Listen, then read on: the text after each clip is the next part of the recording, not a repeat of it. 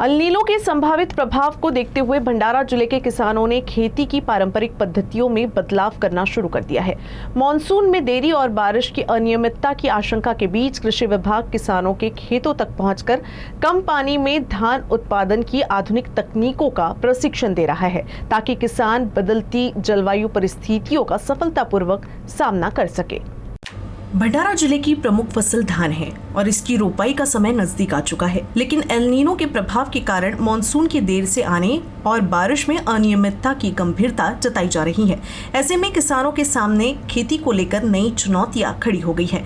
In परिस्थितियों से निपटने के लिए किसान अब पारंपरिक धान खेती की बजाय कम पानी में बेहतर उत्पादन देने वाली DSR और SRT जैसी आधुनिक तकनीकों को अपना रहे हैं। कृषि विभाग भी किसानों के खेतों तक पहुंचकर इन पद्धतियों का प्रदर्शन कर रहा है और उन्हें आवश्यक मार्गदर्शन दे रहा है।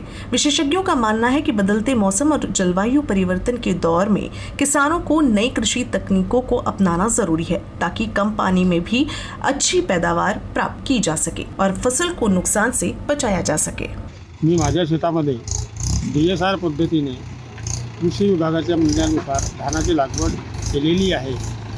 DSR पद्धतीमध्ये श्रम आणि पैसा याची बचत कशी होते हे मला कृषी विभागाने पटवून दिलं आणि त्यामुळे मी माझ्या शेतामध्ये DSR पद्धतीने धानाची लागवड केली। जो आता मजुरांची टंचाई येत्या काळामध्ये जी भासते आहे आणि त्याच्यामुळं तो खर्च वाढलेला आहे, त्यामध्ये सुद्धा त्याला खर्च कमी येईल शेतीमध्ये आणि थेटपणे बियाणे केल्यामुळे एकराला 6 ते 7 हजार रुपये या ठिकाणी बचत होणार आहे। आणि जे कमी पर्जन्यमान या परिस्थितीमध्ये सुद्धा जे DSR पद्धतीनं थेट पेरीव भात जो आपण लागवड केलेला आहे त्याला सुद्धा अत्यंत कमी पाणी लागत असल्यामुळं कमी पाण्यावर सुद्धा हे पीक तग धरणार आहे।